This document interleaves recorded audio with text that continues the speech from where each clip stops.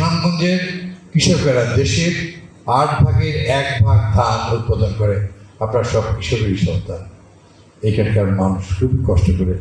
আমি গত পরশু দিনের খবর দেখেছি যে আমার ছোটো ভাই কামরুল এলাকা সহ বিভিন্ন এলাকায় খুব দ্রুতই ধানগুলি কৃষক লাগিয়েছিল, কিন্তু সেগুলো আবার পানির নিচে চলে যাওয়াতে, অতিবৃষ্টির কারণে, পাহাড়ি জলের কারণে এইটি একটা তাদের মধ্যে আর একটা নতুন দুশ্চিন্তার সৃষ্টি হয়েছে।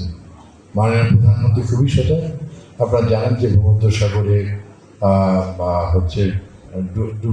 ডুবে গেছে আমাদের বৃহত্তর সিলেটের 11 জন ভাইয়ের। মাননীয় প্রধানমন্ত্রী আমাদের সকল এমপিকে নির্দেশ করেছেন তাদের বাসায় বাসায় যাওয়ার জন্য।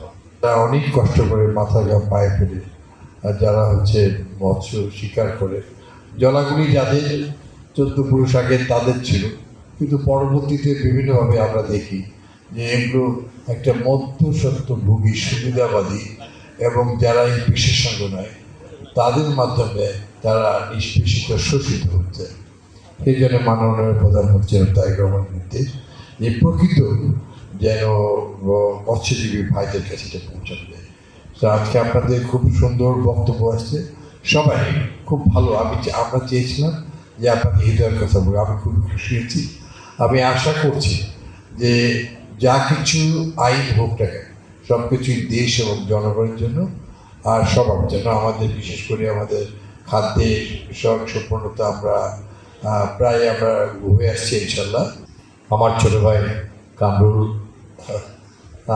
খুব রিমোট এলাকায় থাকে, কারণ তার হৃদয়ের তার বক্তব্যগুলি আপনাদেরই বক্তব্য।